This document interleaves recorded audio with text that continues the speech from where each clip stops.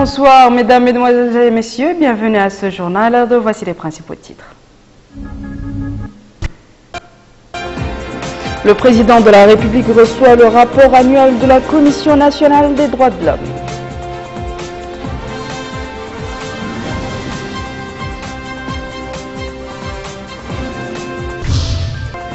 Le Premier ministre présente devant le Parlement la politique de déclaration générale du gouvernement pour l'année 2014.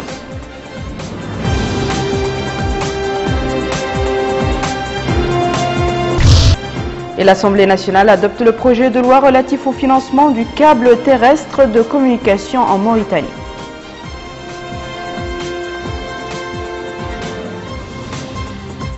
Merci mesdames et messieurs de vous joindre à nous. Mais avant de développer ces titres, ce décret rendu public par la présidence qui stipule que la session extraordinaire du Parlement sera close demain, mardi 6 mai 2014.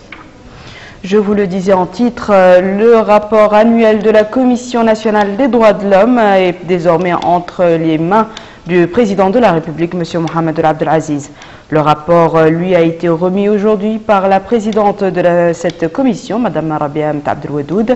La voici à sa sortie d'audience avec le président de la République. Je viens d'avoir l'honneur et le privilège d'être reçu par son Excellence, Monsieur le Président de la République, son Excellence, Monsieur Mohamed Abdelaziz, et l'occasion m'a été donnée de lui remettre en main propre, conformément à la loi, le rapport annuel de la Commission nationale des droits de l'homme de Mauritanie. Ce rapport examine l'état de la situation des droits de l'homme en Mauritanie dans le cadre d'un examen et d'une évaluation de cette situation, ce qui couvre la période entre avril 2013 et avril 2014. Le Premier ministre, Dr Moulay Mohamed Laghdaf, a présenté ce matin devant l'Assemblée nationale la déclaration de politique générale du gouvernement pour l'année 2014. Cette présentation fait le bilan des réalisations durant l'année écoulée et les perspectives pour l'année 2014.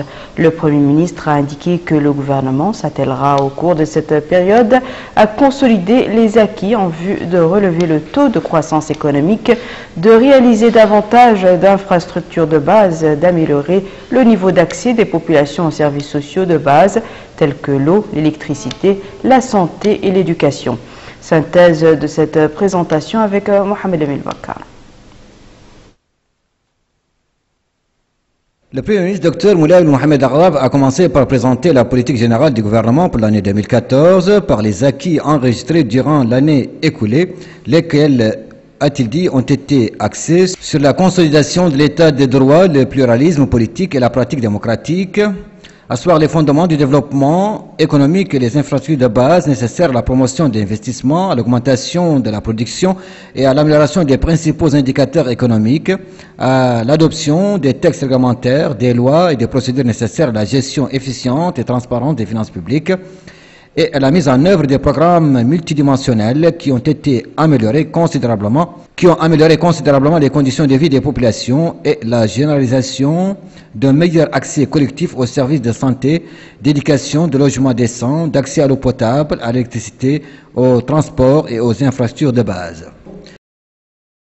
Une année marquée aussi, a dit le par l'organisation des élections législatives et municipales sous la supervision de la CENI et ce conformément à la réforme institutionnelle issue du dialogue politique national. Le Premier ministre a évoqué les répercussions positives du programme EMEL engagé depuis 2011 suite au déficit pluviométrique et qui a profité en 2013 à plus d'1 200 000 citoyens. Sur le plan économique, monétaire et financier, les politiques engagées par le gouvernement en 2010 ont permis, a dit le Premier ministre, une croissance économique soutenue de 6,7%, une maîtrise de l'inflation qui est restée autour de 5% et une réserve de devises avoisinant le 1 milliard de dollars, soit 7 mois d'importation. Le Premier ministre a parlé des performances enregistrées sur le plan budgétaire qui a permis au budget d'investissement d'atteindre 236 milliards d'ouguiya en 2013 contre 52 milliards en 2008. S'agissant de la pêche, la nouvelle convention signée avec l'Union européenne apportera, a-t-il dit, à l'État 113 millions d'euros sur 2 ans et fera passer la main-d'œuvre nationale de 35 à 60% et l'allocation de 40% des produits de la pêche au profit des démunis.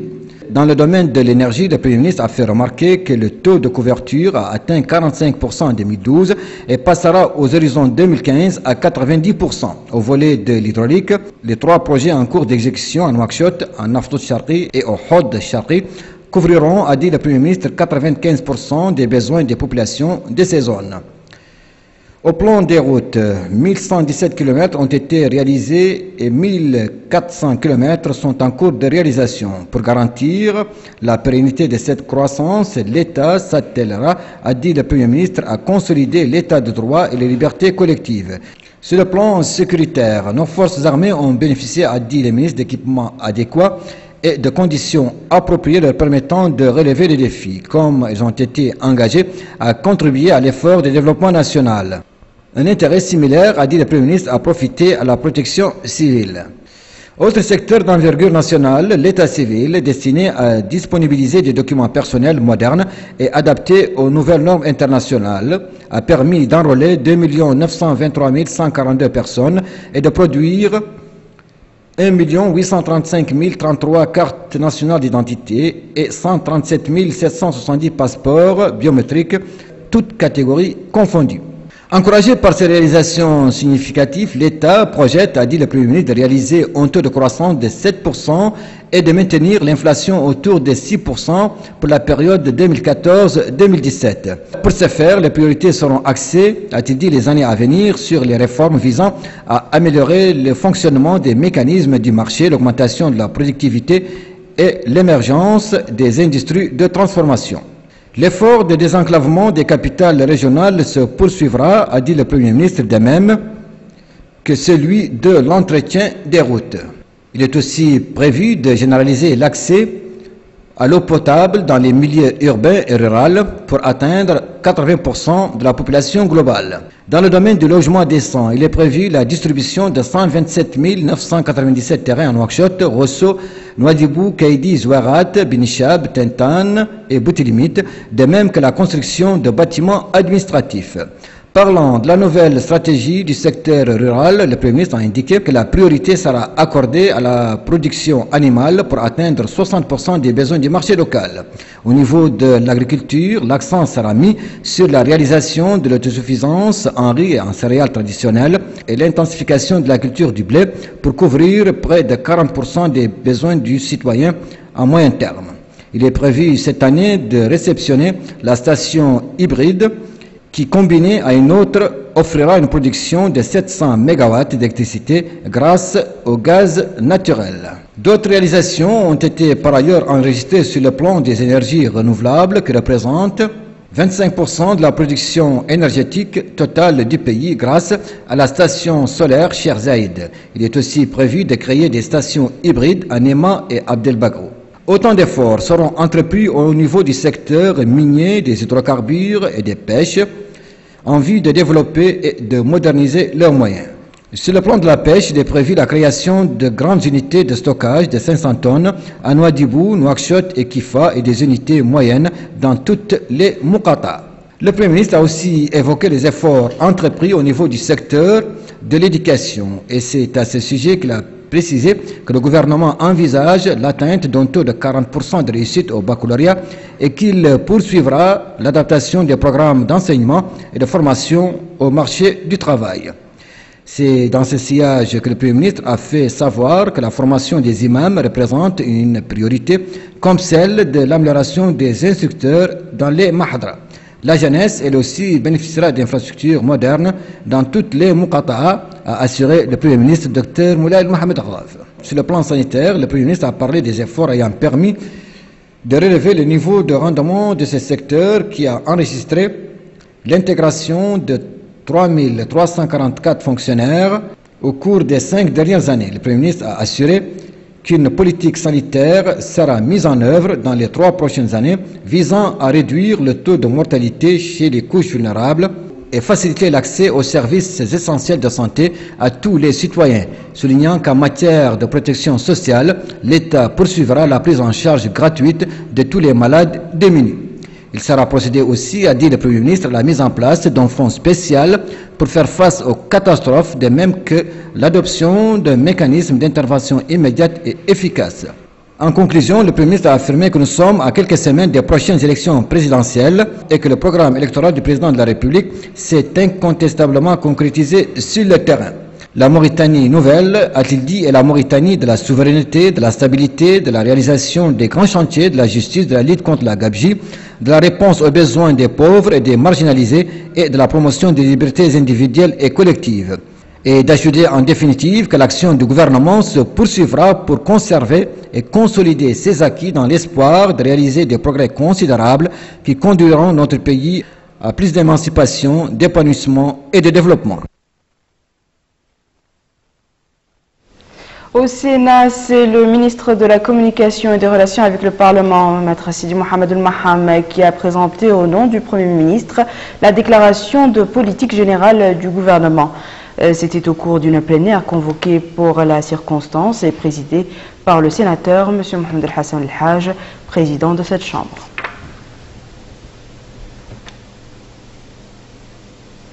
Au Sénat toujours, la plénière d'aujourd'hui était consacrée à une question orale adressée par le sénateur Mohamed El-Qadde au ministre de l'Équipement et des Transports, M. Yahya El-Haddamine. Cette question est relative aux travaux de pavage actuellement en cours au niveau des grands axes de la capitale et leur préjudice sur les citoyens et donc sur les mesures techniques prises par le ministère afin de maîtriser cette situation. Retour à l'Assemblée nationale qui a adopté hier soir au cours d'une séance plénière présidée par son président, M. Mohamed El-Boylil, le projet de loi autorisant la ratification du contrat de financement signé entre notre pays et la Banque européenne d'investissement destiné au financement du câble terrestre de communication en Mauritanie. Compte rendu de Rabia Deda. Au cours de cette séance plénière, l'Assemblée nationale, sous la présidence de M. Mohamed El-Boylil, a adopté un projet de loi destiné au financement du câble terrestre de communication en Mauritanie. Auparavant, les députés, au cours de leur intervention, ont mis en exergue les avantages d'un tel projet et son impact positif sur les différents domaines de développement. Certains d'entre eux se sont interrogés sur le niveau de priorité de ce genre de projet à la lumière du nombre relativement faible des citoyens qui utilisent l'Internet. Ils ont considéré qu'il serait plus avantageux de centrer les efforts sur l'enseignement, la santé, l'eau et l'électricité. D'autres ont salué ce projet car il permettra de générer du travail. Ils ont appelé à un contrôle rigoureux des opérateurs téléphoniques en Mauritanie. M. Smaïl Beddaoul Chersidia a rappelé au cours de son intervention que ce projet vient en complément de celui du câble sous-marin achevé au cours de l'année dernière. Il a ajouté que l'extension des réseaux à haut débit dans notre pays permettra de réduire les coûts des services et aura par conséquent des répercussions positives sur les conditions des citoyens. Le ministre a indiqué que le coût global du projet est évalué à 52 millions de dollars, soit 15,6 milliards de guillas, dont l'État mauritanien supporte 2,77 millions de dollars et le reste réparti entre la Banque européenne d'investissement et l'Association internationale de développement à raison respectivement de 19,2 milliards de dollars et 30 millions de dollars. Le ministre a précisé que ce câble de 1600 km de long desservira dans un premier temps l'axe Nouakchott-Attar-Zouerat, ensuite Nouakchott-Rosso-Bogué, Kehedi, Seribabi, Kifa, Ayoun et Sangravet-Jigje-Attar. Le ministre a affirmé que les services de contrôle seront renforcés par un cadre institutionnel qui répond aux exigences de l'évolution du secteur de la communication. Notons que ce câble terrestre permettra aux populations des zones enclavées d'accéder aux services de télécommunication. Destination à présent Nouadhibou, une mission d'investisseurs séjournait dans la zone franche de Nouadhibou dans l'objectif de s'informer sur les opportunités d'investissement offertes par la zone franche de Nouadhibou. Plus de précisions avec Abdelrahman Hamad. Cette visite d'une délégation de la Chambre de commerce des îles Canaries à la zone franche de Nouadhibou a pour objectif de s'enquérir des perspectives prometteuses de l'investissement dans la zone franche. La délégation a d'abord eu une réunion avec le président de la zone franche, M. Mohamed Oulida, où elle s'est informée sur les plans directeurs de la zone franche, son cadre juridique ainsi que les perspectives d'investissement dans cette zone qui regorge d'énormes potentialités économiques et qui est marquée par un emplacement géographique distingué. Au terme de cette réunion, la délégation a visité les différentes composantes de la zone franche et s'est informée sur le déroulement des travaux et les facilités fournies aux investisseurs, notamment le guichet unique. Dans la deuxième étape de cette visite, la délégation des îles Canaries s'est rendue au port artisanal où elle a tenu une réunion avec l'administration générale de la Baie du Repos, réunion au cours de laquelle la délégation a suivi un aperçu sur l'histoire de cette institution, son rôle dans la promotion de la pêche artisanale et côtière, dans le rapprochement des services aux pêcheurs artisanaux ou encore dans l'amélioration de la situation du port dans le cadre de sa nouvelle extension. L'extension du port autonome de Nouadhibou a constitué l'étape suivante de cette visite. Ici, la délégation espagnole s'est enquise sur les possibilités de cette infrastructure, son rôle dans l'accélération du rythme d'échange commercial et dans la promotion du développement du pays. Visite couronnée par une déclaration de la porte-parole de la délégation des îles Canaries, Mme Juana Khater, au cours de laquelle elle a expliqué les objectifs de cette visite qui leur a permis de s'enquérir des opportunités d'investissement offertes par la zone franche aux investisseurs des îles Canaries. Et cela a ajouté, Mme Khater fera de la Mauritanie une destination privilégiée des investissements de son pays. Notons que la zone franche a pour mission de créer un pôle d'excellence de développement économique à Nouadhibou, attractif pour les investissements étrangers, afin de créer des opportunités d'emploi et évidemment d'accélérer le développement du pays.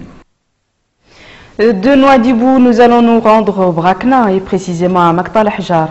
C'est là que le directeur général de l'Agence nationale Tadamoun de lutte contre les séquelles de l'esclavage et de la pauvreté a procédé à la pose de la première pierre d'une série de projets de développement au profit des villages et collectivités relevant de cette ville. Compte rendu de Abdul Adamaba. Les localités d'El Wassa et de Mohamed Zayn dans la Moukata de Bogué ont accueilli la caravane de l'agence Tadamoun pour la lutte contre les séquelles de l'esclavage et la pauvreté. Ces deux localités vont disposer d'écoles, de centres de santé. Avec la construction en cours de ces infrastructures, c'est ainsi que le directeur de l'agence Tadamoun, M. Hamdioul Mahjoub, a déclaré que l'agence va contribuer à l'amélioration des conditions de vie des habitants les plus démunis. Elle va, selon toujours M. Hamdioul Mahjoub, œuvrer à la construction de centres de santé, d'écoles et de mosquées. Cet habitant de Mohamed Zayn fait part de sa satisfaction avec la réalisation de ces structures. Il a par ailleurs formulé des remerciements à l'endroit du président de la République, M. Mohamed Ould Abdelaziz. Cette satisfaction est partagée avec cet habitant qui affirme la nécessité de ces structures. L'agence Tadamoun continue à faire des erreurs. Avec ces nouvelles structures, ce sont les habitants de ces localités qui vont sans nul doute en tirer profit. Ici à Nouakchott, le secrétaire général du ministère de l'Éducation nationale a visité les lycées d'excellence 1 et 2 dans l'objectif de s'informer sur le déroulement des études. Compte rendu de Babacar Ndiaye. Le secrétaire général du ministère de l'Éducation nationale, Sidi Ould Belal, en visite au lycée d'excellence 2. Créé en 2010, cet établissement accueille aujourd'hui 159 élèves. Doté d'une bibliothèque, d'une salle informatique et d'un laboratoire, le lycée d'excellence 2 enregistre de bons résultats scolaires obtenus grâce à un climat propice à l'acquisition du savoir. Quelques heures plus tôt, le secrétaire général du ministère de l'Éducation nationale s'était également rendu au lycée d'excellence 1. Comme au lycée d'excellence 2, Sidi Ould Belal a invité les élèves à veiller sur leurs études tout en invitant le corps professoral à maintenir le niveau de la qualité de l'enseignement. Cette visite rentre dans le cadre des instructions du président de la République Mohamed Ould Abdelaziz qui s'est fixé comme objectif d'impulser le niveau de l'enseignement dans notre pays, explique le secrétaire général du ministère de l'Éducation nationale. Le gouvernement du Premier ministre Dr Moulay Ould Mohamed Laghdaf travaille pour la réalisation de cette noble ambition. Avec la création du lycée d'excellence, les autorités entendent doter le pays de cadres compétents pouvant contribuer au développement et combler les lacunes dont le marché du travail a tant souffert dans le domaine des sciences et des nouvelles technologies. L'amphithéâtre de la fac de lettres a abrité ce matin un colloque scientifique sous le thème « La poésie dans l'histoire de la littérature africaine ». Un colloque qui durera 3 jours, à l'ouverture duquel le président de l'université de Nouakchott a évoqué l'importance que les pouvoirs publics attachent au développement de la politique d'échange des compétences et des expériences entre l'université et ses partenaires. Le colloque a été marqué par des exposés et des interventions présentées par le doyen de la faculté des lettres et des sciences humaines et les représentants des universités du Sénégal, de la France, de la Tunisie, des États-Unis d'Amérique et de la Côte d'Ivoire. L'Union européenne dans notre pays a entamé hier les festivités commémorant la Semaine de l'Europe. Étaient conviés à cette cérémonie des représentants du gouvernement, du corps diplomatique et de la société civile. Mohamed Abdallah. L'Union européenne, ces géants économiques et acteurs politiques incontournables dans les relations internationales avec ses 28 pays membres. Ici, à la délégation de l'Union européenne à Nouakchott, ont commencé les activités marquant la Semaine de l'Europe. La célébration de la création de cette organisation continentale a débuté avec une manifestation culturelle. Il s'agit d'une exposition de vernissage. Ces tableaux d'art plastique, peints par des artistes nationaux, ont essayé de refléter les domaines de coopération entre Nouakchott et Bruxelles. Je voudrais d'abord vraiment remercier à tous les gens qui ont participé d'une façon ou l'autre à ces concours. Ce que vous voyez maintenant sont de très beaux tableaux, mais il y a un énorme travail derrière, du lancement du concours, la sélection qui a dû être vraiment très difficile à juger par la qualité des travaux que nous avons ici, l'organisation logistique. L'occasion qui nous réunit aujourd'hui est une occasion un peu particulière et néanmoins tout à fait heureuse. Il s'agit, comme Excellence l'a annoncé tantôt, d'un vernissage, à l'occasion duquel il a été demandé à des artistes de nous livrer leur vision de la coopération déjà ancienne, substantielle et continue entre l'Union européenne et la Mauritanie. Les artistes lauréats ont été récompensés pour leurs talents et leurs rôles culturels qui renforcent l'échange et la communication entre les peuples et les civilisations. Mais comment l'artiste voit-il son œuvre de création ? C'est un tableau qui illustre l'aspect, la lutte contre la pauvreté. C'est pourquoi j'ai voulu un peu montrer que l'aspect physique du tableau. Et quand tu regardes le tableau, tu sens qu'il y a quelque chose qui parle aussi de la pauvreté et aussi qui parle aussi de la coopération européenne. Par exemple, vous voyez l'eau qui descend dans ce petit canari. Ça veut dire que il y a l'eau et l'eau c'est la vie. Là, elle montre sur le tableau qu'il y a des immigrants qui essayent d'aller à travers des pirogues et ils partent au milieu de la mer et là il y a la pirogue qui se casse au milieu et il y a les gens qui meurent, il y a d'autres qui seront sauvés par l'Union européenne.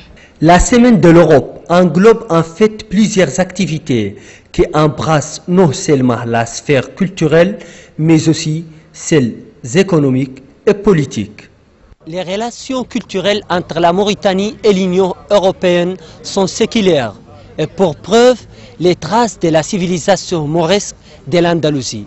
Mohamed Abdallah Ab, El-Mauritania, Nouakchott. 19 de nos confrères ont achevé une formation dans le domaine de la conception et de l'entretien des sites web. Le stage avait été organisé à leur profit par l'Union des sites électroniques mauritaniens avec la collaboration du lycée de formation technique, professionnelle et commerciale. Aminata Khan nous en dit plus. 19 journalistes issus de différents sites électroniques de la place ont reçu leur attestation après 3 mois de formation dans la création, le design et la maintenance des sites web. Cette manifestation est organisée en marge de la Journée internationale de la presse. Lors de son allocution pour la circonstance, le président de l'Union des sites électroniques a affirmé que cette formation permettra aux bénéficiaires d'acquérir de nouvelles connaissances sur la conception des sites web ainsi que leur administration. Pour finir, il a félicité les 19 journalistes ayant reçu leurs attestations. Le directeur du lycée technique professionnel et de commerce a lui aussi félicité les bénéficiaires et déclaré que cette formation va contribuer au renforcement des capacités des jeunes journalistes dans l'exercice de leur profession. Au nom des jeunes journalistes, Alec a loué les efforts consentis conjointement par l'Union des sites électroniques et le lycée professionnel et de commerce pour la réussite de cette formation intense qui va, a-t-il dit, sans nul doute contribuer au professionnalisme et la transparence dans les sites électroniques dans le traitement de l'information. Activité des partis politiques à présent. Le parti Elouiam démocratique et social tenait hier soir à Nouakchott un congrès extraordinaire en présence des membres du bureau exécutif du Conseil national, des élus au niveau du Parlement et des conseils municipaux. M. Boydel Houmaïd, président du parti, a abordé à cette occasion la situation qui prévaut actuellement dans le pays, précisant que la phase présente exige que soit prise en considération l'intérêt supérieur de la nation. Le président du parti Elouiam a par ailleurs expliqué les raisons qui les avaient conduits à participer aux dernières élections législatives et municipales. Il a par la même occasion annoncé qu'ils présenteront un candidat issu du parti aux prochaines élections présidentielles. Et nous clôturons ce journal par la caravane médicale dite Tintan qui assure des consultations médicales et des soins aux populations de cette Mokhata'a, et cela en collaboration avec le ministère de la Santé et de la commune de Tintan. Cette caravane de santé vient pour accompagner les efforts des techniciens de la santé dans la Mokhata'a de Tintan. Elle a connu des résultats satisfaisants où environ 6000 citoyens ont bénéficié de plusieurs consultations dans différentes spécialités. Je crois que la Mokhata'a de Tintan est une Mokhata'a un peu éparpillée, qui s'est installée une superficie, une immense superficie. Elle compte 96 000 habitants. Actuellement, on est en surcapacité, si vous voulez, un sur-régime à cause des consultations journalières. Et je crois que cette caravane qui est venue aujourd'hui, qui est accompagnée du ministre, avec celle de la commune de Tintan, a permis aujourd'hui de venir au secours des populations ici, qui souffrent de beaucoup de pathologies et qui n'ont pas les moyens, des pauvres gens qui n'ont pas les moyens pour se faire soigner, ni à Nouakchott, ni à l'étranger. Plus de 5 jours de consultation au profit des habitants de la localité de Tintan, on note que cette initiative est à encourager. Aujourd'hui, on a plusieurs spécialités aujourd'hui. On a la pédiatrie, on a un spécialiste de pédiatrie dans cette caravane. On a un dentiste, voilà, un stomatologue, un gynécologue qui est ici aussi, un ophtalmologue. La caravane de santé de Tintan n'intervient pas dans un cadre d'urgence, mais elle intervient pour assister les techniciens de l'hôpital de la ville en vue de répondre aux exigences des patients. C'était donc un compte-rendu de Moussa Ndiaye. Mesdames et messieurs, voici le rappel des titres. Le président de la République reçoit le rapport annuel de la Commission nationale des droits de l'homme.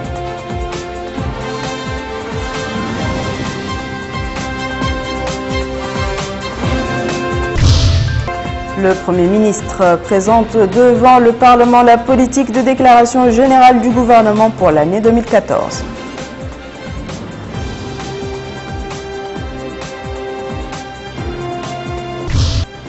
Et l'Assemblée nationale adopte le projet de loi relatif au financement du câble terrestre de communication en Mauritanie. C'est la fin de ce journal, mesdames et messieurs. Merci à vous de nous avoir suivis. Merci de votre fidélité et à la semaine prochaine, Inch'Allah.